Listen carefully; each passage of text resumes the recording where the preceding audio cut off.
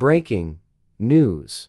Shocking confession and self-blame over Peter Obi. Let me confess on national TV, I blame myself for failed merger of Peter Obi and Kwankwaso, said Ezekiel Nya-Itok. The ADC governorship candidate in Akwa Ibom, Ezekiel Nya-Itok, has stated that he blames himself for why the proposed merger between the presidential candidate of the Labour Party, Peter Obi, and his counterpart in the NPP, Rabiu Kwankwaso, failed to materialize. In an interview with AIT, Nya-Itok disclosed that Kwankwaso is his good friend, but he supported Peter Obi in the election. He said to a large extent, he blames himself for why Kwankwaso refused to become Obi's running mate and that the merger negotiation failed because it wasn't handled with emotional intelligence. He added that if Kwankwaso and Obi had formed an alliance, they would have been much more formidable. About 15 minutes into a video shared on YouTube,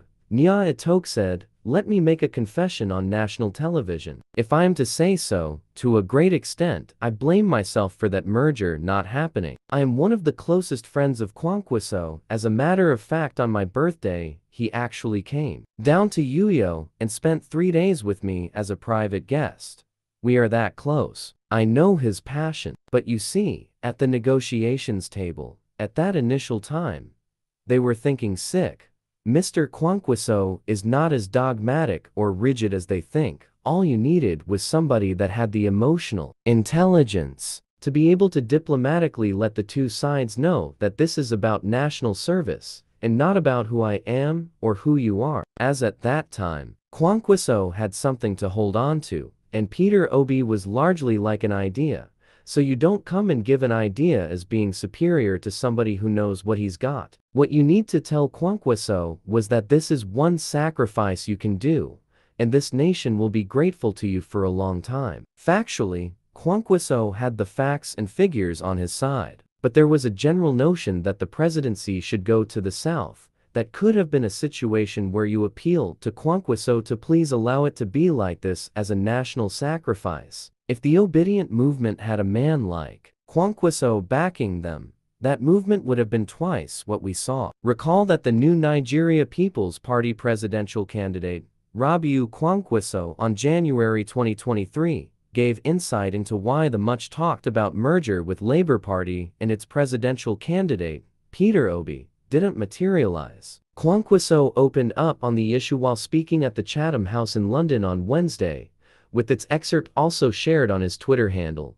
The Punch reports that the prolonged talks on an alliance between NPP and LP collapsed after several back and forth. The proposed merger had excited many Nigerians and political observers, with many positing that it would create an opening to the northwest and further place Obi in a prime position to challenge his counterparts in the ruling All Progressives Congress, Bola Tinubu, and the People's Democratic Party, Atiku Abubakar, during next month's election. But sharing more details on why the proposed merger failed, Kwankwaso, who is a former Kano state governor, said the union didn't work out due to media hype being enjoyed by LP at that time. On Labour Party, I was initially interested in working with them, but at that time, they were at peak of the media hype, and we couldn't reach a compromise. Our party NPP is a national party, and we're commanding the support of the masses. If you have a party which is based on ethnicity and religion,